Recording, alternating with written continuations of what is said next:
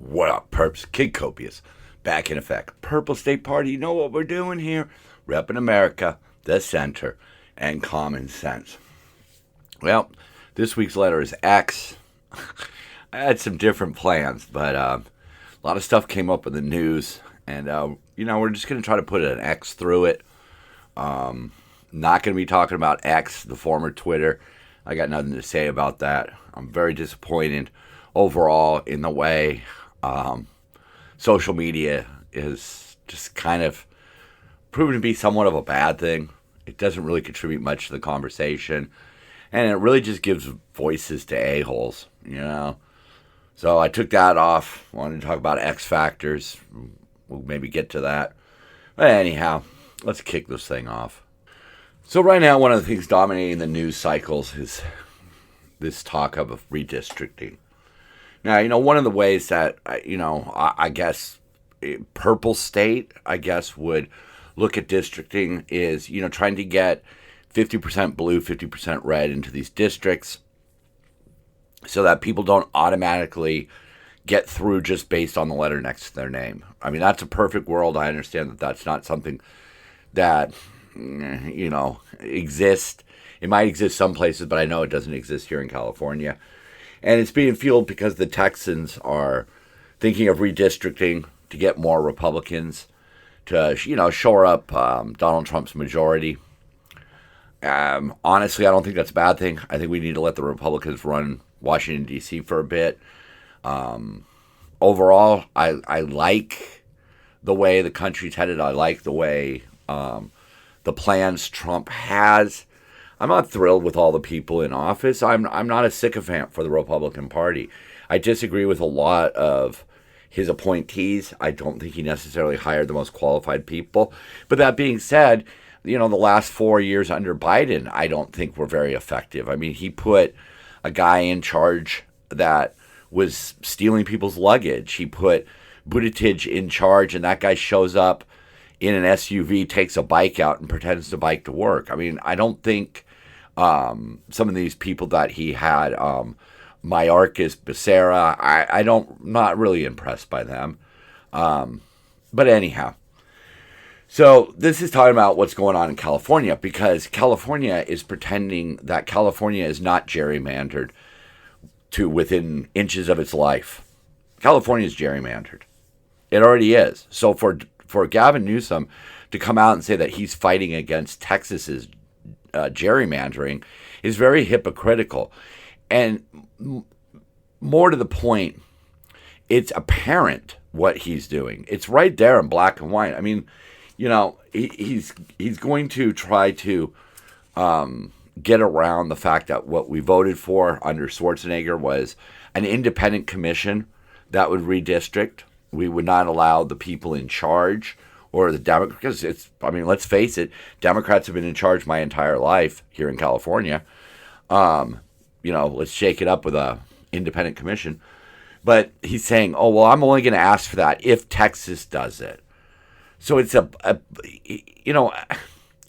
he's putting all this time and money into trying to redistrict to make California more blue. I don't know why you need to do that. But, we have fires that are raging again. We still have chronic crime and homelessness problems. Look, you could read numbers all day long and say, oh, well, it's not that bad. Well, keep in mind, here in California, we plead things down all the time. We have reduced a lot of serious offenses to not serious offenses. But anyhow, so what Newsom says is, it's cause and effect triggered on the basis of what occurs or doesn't occur in Texas. I hope they do the right thing, and if they do, then there'll be no cause for us to move forward.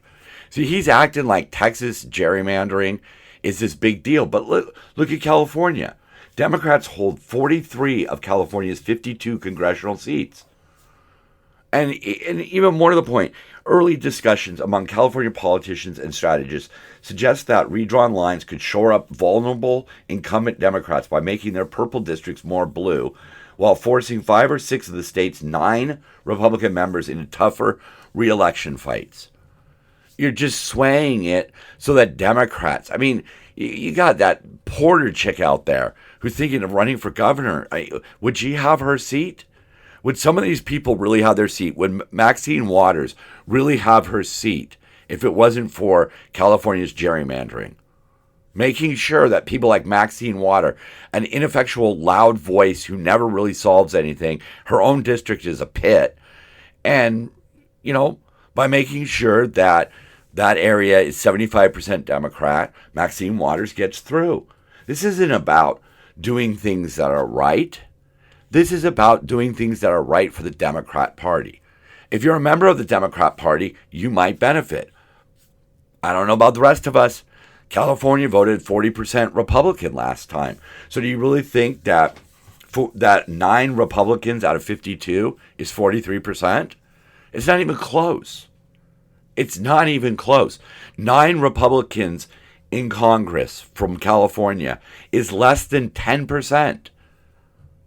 So for Newsom to act as though Texas is committing a crime is just absolutely frickin' ridiculous. And that's the thing that needs to be kept in mind. Don't be swayed by this whole idea that Texas is cheating, okay? Texas is doing the same thing California, Massachusetts, Illinois have already done. Yeah, I know. There's lots of states that are Republican gerrymandered. Gerrymandering is wrong for our country, plain and simple, no matter who does it. The best candidates need to win. We need fresh blood. That's about enough. Let's put an X through that. There is a substance out there right now called, it's hard, this is a hard one, Kratom, K-R-A-T-O-M. And it's in a lot of supplements. And it's being marketed as an all-natural supplement that could help reduce pain, anxiety, and depression, among other ailments. Because, whenever there's a wonder drug, it can fucking cure everything, right? You even hear it with weed, my beloved weed. I don't buy into that. But anyhow, the active ingredient, mitoglycine, was responsible for the death of a young guy in Washington. And the family is putting out a warning about this. It's sold in truck stops, AM, PM, 7-Elevens, places like that sell it. And it's a very dangerous substance because if you do enough of it, it has an opiate effect, which leads to addiction, just like any other opiate. So, if you see that in any of your drinks or any of your supplements that you're taking, I would advise you to get away from it because really it's like drinking vitamin water with crack in it. It's not a good idea. So, one of the things that I think is important is when people like myself make political statements about the parties, we have some basis for it. And one of the things that I've sort of come to realize is that, Democrats really represent criminals, illegal aliens, and terrorists. And I want to make sure we look at those things. And I'm not talking about just Democrats. I'm talking about liberals. I'm talking about people on the left, because we're seeing this across Europe where they have a very liberal government in a lot of countries. But it's also the media. AP is a very liberal, the Associated Press, somebody who we should be able to trust. But Israel slams AP for sympathetic highlight of Hezbollah terrorists that were wounded in the Mossad beeper operation. Yet even Hezbollah has admitted that most of the people that were injured, I don't know if you remember this, but Israel managed to intercept some pagers and radios and pack them with C4. And over the course of 48 hours, they detonated them, right? And the report took testimony from the victims of the covert Israeli operation. And in the article, they described Hezbollah as a militant group or a major Shiite political party with a wide network of social institutions. They're terrorists. Most of the world sees Hezbollah or has labeled Hezbollah as terrorists. And the AP is trying to drum up sympathy for these people who are injured in this attack. And, if our news media is going to try to win sympathy for Hezbollah or Hamas or the Houthis or whoever, that really shows that they are supporting terrorists. They're supporting criminals. They also went on, excuse me. The media also went on to try to circulate these photos that were showing Gazans that were starving. And some of the pictures were just staged. You know, they had women and children holding pots and pans in front of a food distribution center. They used a kid who suffered from cerebral palsy to try to say, oh, this is what Israel has caused. And they play along with it. Now, a responsible newspaper would call it out and say, look what those assholes in Hamas are doing.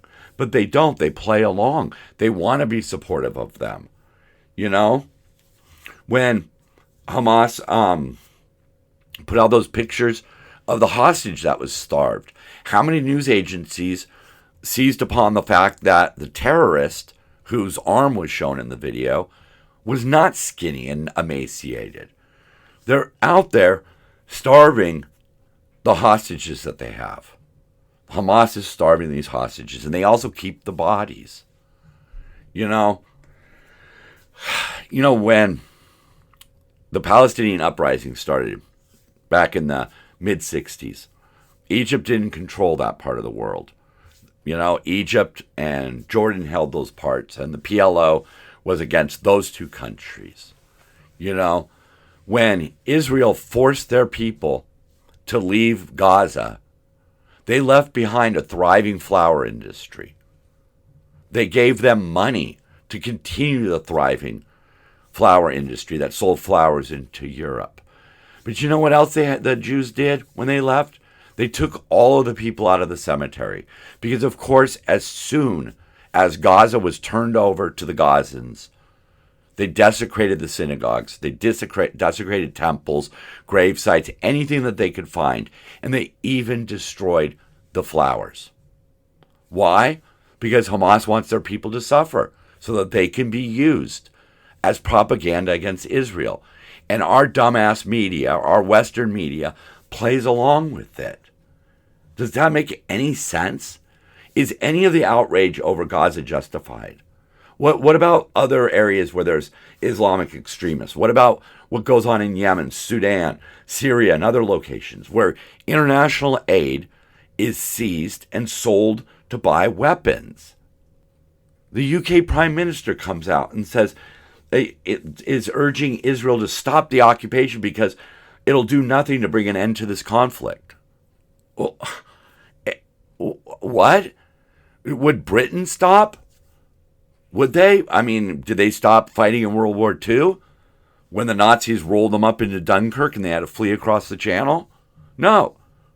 But it's really easy to act liberal when it's somebody else's problem or when it's somebody else's money. And speaking of somebody else's problem, that's what we're seeing over there out of all of the supposed Muslim-run countries. They're not rushing in to help the people of Gaza. They're not making it easier. Egypt is holding up border crossings. Jordan's refusing to take in refugees. You know, Jordan, just for context, Jordan chased all of the people that were Palestinian out of Jordan. The people who live in Gaza now used to live in Jordan. But no, let's go after them. You know, our U.S. Ambassador to Israel, Mike Huckabee, bashed the UK Prime Minister, Starmer's, over condemning Israel's new occupation plan, right? Because ultimately that's what has to be done. If Hamas isn't going to voluntarily lay down their arms, then you need to lay down their arms for them, right? What they need, what Britain has said is needed is a ceasefire, a surge in aid, and the release of all hostages held by Hamas and a negotiated solution. Well, if you sit down on a table with Hamas and say, okay, what do you hope to get out of these negotiations? And they say, all of Israel destroyed and every Jew killed. Where do you negotiate from that? What do you say? Okay, how about we'll destroy half of Israel and kill half the Jews? You can't negotiate with these people. Huckabee sums it up. So Israel is expected to surrender to Hamas and feed them, even though the Israeli hostages are being starved. Did the UK surrender to the Nazis and drop food to them? Ever heard of Dresden, PM Stallmer? That wasn't food you dropped. If you had been PM then, the UK would be speaking German. See, that's the problem. It's very easy to speak out against what Israel is doing in Gaza because you don't have Gaza on your doorstep. If we were to put Gaza into the United States, let's say in place of New Mexico, right? What do you think our response would be? What would be your response if all of a sudden you lived less than 10 miles away from a group of individuals who simply wanted to destroy you? And that's the way we have to look at things. We can't look at things necessarily how they don't affect us. We need to pretend that they do affect us and think about what we would do before we speak out.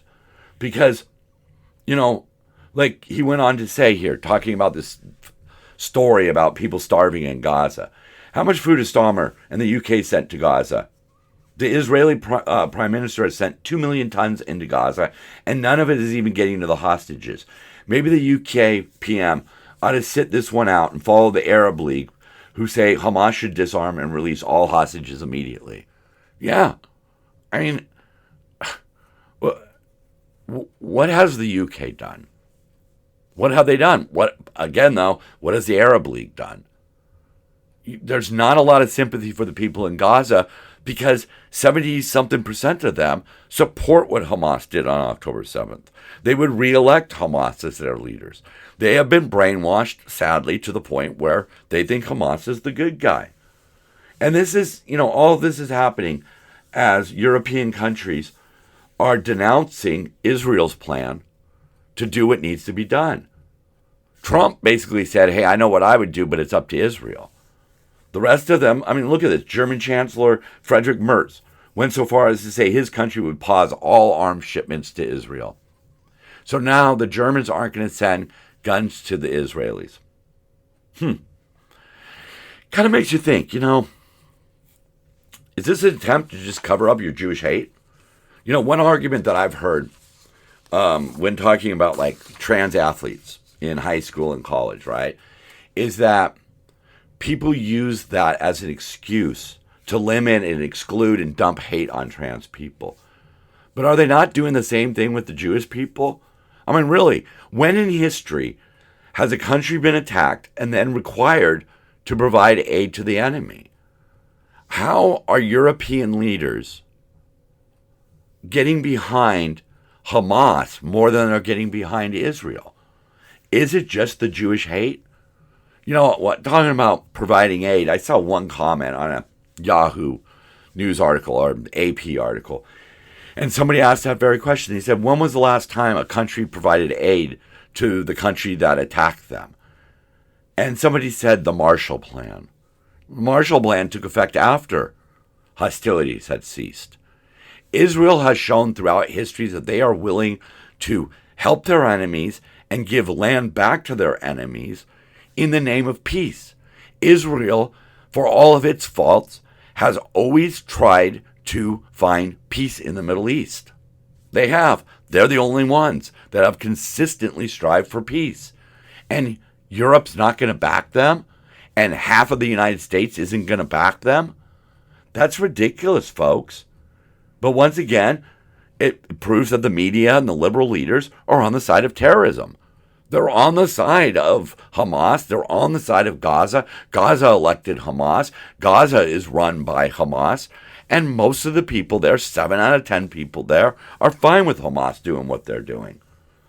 And then over here on our side of the planet, the Canadian government said it'll join the EU and the UK in a price cap for Russian oil. So they said, we're not going to pay any more than $47.60 a barrel for oil. Wow. So the Canadians are basically saying, okay, so we're upset with what Russia did to the Ukraine, so we're going to get our oil at a deep discount, or we're just not going to get our oil from Russia. Wow. That's really taking a stand there, folks. How about shutting it all down? Because $47 a barrel is still money going to Putin. Have the balls. But then again, Canada, who does have oil reserves of their own, and the United States that has oil reserves of its own in South America and Central America, we could pull oil out of there. We want to shut down all the oil production. Yeah. But that's ridiculous.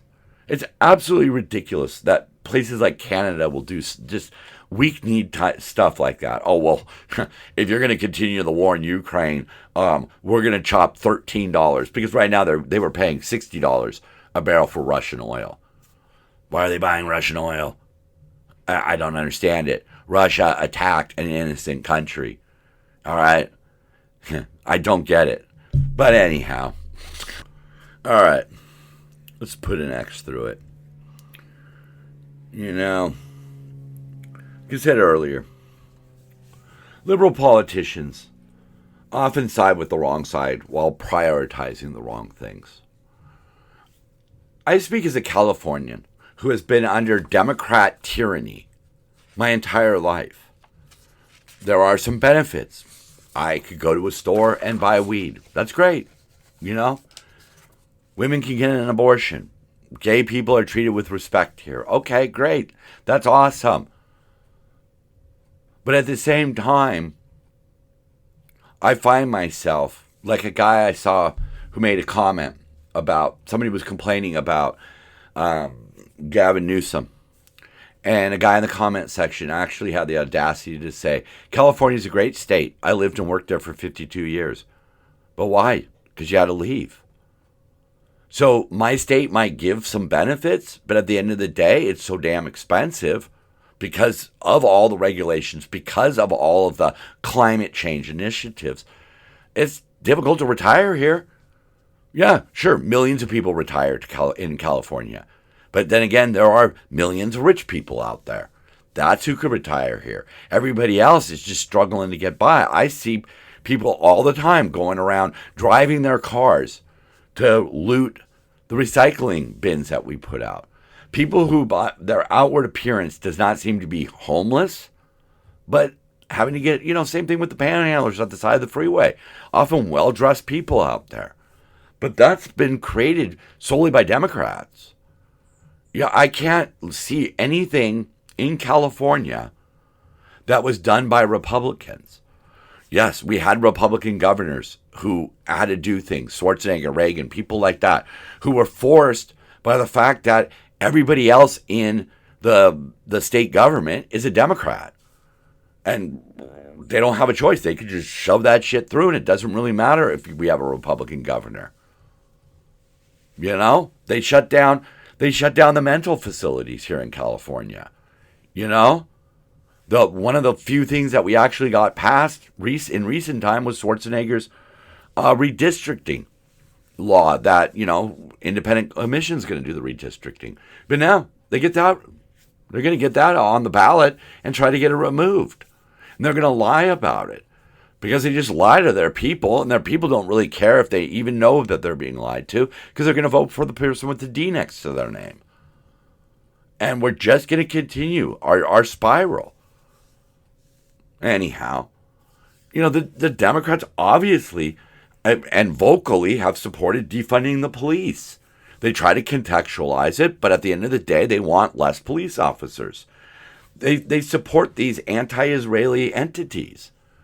They go out of their way to give power, and we see this in America, and we see this in Europe. They go out of their way to give power to the Muslims, who then want to change the fabric of the society. They support and, in fact, aid illegal immigration. They shield illegal immigrants from deportation. One of the guys who's been picked up recently had 60 arrests. That's not serious enough for California to turn him over to ICE. What about the guy who was convicted of dealing fentanyl? He was released by California without them ever telling ICE about it. They just let him go. Hey, you served your 6 months, so go back to dealing fentanyl. But they're illegal aliens. It's one thing to give second and third chances to citizens, but illegal aliens do not deserve second chances. They've already proved themselves to be unworthy of being a citizen. I hate to put it that way, but that's as plain and simple as you can make it. I don't care if you come over here illegally and you scrounge for jobs at Home Depot and you mow lawns and you collect cans and you do whatever it takes to stay off of the public, off of public assistance and things like that. I have no problem with you. You commit a crime, I need you to frick out of my country. But not the Democrats. Their plans for climate change cost taxpayers millions of dollars, but their plan won't reduce any global pollution. Getting our oil from the Netherlands or overseas instead of pumping it ourselves does not, in any way, shape, or form, reduce global pollution. If you took the trash from one country, took it to another country, and dumped it in the ocean, you still dumped it in the ocean. And that's what California's plans are all about. Buying from places like China, buying oil that's eventually going to end up coming from Russia, supporting bad actors and trying to say, well, look, we're not producing any pollution here. No, you're making the pollution somewhere else and then claiming that you're achieving something. Meanwhile, it costs us. Why is it that we're getting electricity now from solar panels, which is essentially free? The sunlight is free. The wind is free. The initial investment, sure, it's there, and that got to be paid off. But why have our electric bills just absolutely skyrocketed? Because it's not very efficient. So these companies that have invested in solar and wind can't make that much money off of it, so they need to raise the cost of it. Their plans, if you look at Boston, their plans to house illegal aliens in hotels cost billions. They have cost billions across this country housing illegal immigrants. And then they say, well, they need to have a hearing. They need to plead their case. You should have done that before you came here. Why are we giving them second chances? If everything else was going fine, and we wanted to provide illegal immigrants hotel rooms, cell phones, and free health insurance, maybe I could get behind it. But we can't even take care of the people who have a legitimate right to be here. We have veterans without homes that are starving, that are suffering through mental illness. We have our own citizens who are grappling to pay the bills. And you're going to put an illegal alien family up in a hotel and provide them everything that they need, while providing the people who have a legitimate right to be here less. Does that make sense? Look at their crime policies or catch and release policies have cost businesses billions, and they cause a general discomfort out on the streets. I don't know if any of you are in California, go to like places like Hollywood, go to a concert. Try really hard to park your car and walk to the venue without seeing tents and sketchy fucking people just sleeping on the goddamn sidewalk. People who can explode with violence at any moment. That's the sad fact. Meanwhile, California's pumping billions of dollars. It's being scammed by all of these NGOs, and nothing's changing. Bass likes to claim, oh, we've had a reduction in the homeless population. Really? Because you managed to find a few people that could actually make it? Bravo. I'm glad. But for the most part, your shit ain't working. And that's Democrats. You can't blame the homeless problem in California or the way it's being handled on Republicans. It's just, you can't. You can't. I mean, Republicans are not perfect by any means. But if you look at the bad things that they support, it does affect less people. Sadly, it just does. I mean, crime affects everybody, okay? Crime does. It affects everybody. Their policies with ICE affect illegal aliens, the Republicans' policies, right? Republican policies on transgender athletes affects that small percentage of people. Even the fact that they want to make abortion illegal, that still only affects, let's just say, 50% of the population. I'm not for outlawing abortion, but let's be honest. Crime, homelessness, terrorism, the things that the Democrats seem to be supporting, and climate change affects everybody. Everybody's paying more for gas. Everybody walks a little more nervous. Places like Oakland are just being eviscerated. And it's their policies. Their policies. So when you look at these two groups, you realize that one side supports bad ideas that affect more people. That's kind of what I'm saying. But know this. Know this. It seems like it can't be changed, but it can be changed. We are the X factor. We can boycott these biased news sources. We can ignore the screaming memes on both sides. We could simply tune them the F out and say, guess what? You represent 20% of your party, and on the other side, you represent 20% of your party. Go after yourselves, and the other 80%, let's get together and start passing laws and doing things in a way that make sense, and demanding that the people who give us the news, so to speak, are doing so in a balanced way, because we need a balance. We absolutely need a balance. But the most important thing we can do is we can elect fresh faces every election until the people that we put in there, we find, are moderates who balance the social issues with the business of governing. People who don't sit there and try to accuse Texas of gerrymandering while running a state that has completely been gerrymandered. Wouldn't you like that? Wouldn't you like a sympathetic social governor who takes care of gay people, takes care of the poor, but at the same time is very tough on crime, very fiscally responsible? We can have that, but it's up to us, okay? It is up to us to make that happen, to reject people, to stand up and say, you know what? You've put this person, for example, Porter, as governor. No, we're not going that way. I don't care if she has a D next to her name. No. I'm not voting for that idiot over there, that Republican idiot. I'm not voting for him. He's he's a racist and a homophobic person. I don't like him. We're not going to vote for him just because he has an R next to his name. That's the only way a majority can take over this powerful minority, is by voting and just saying, no, we're not going to tolerate this anymore. This is stupid.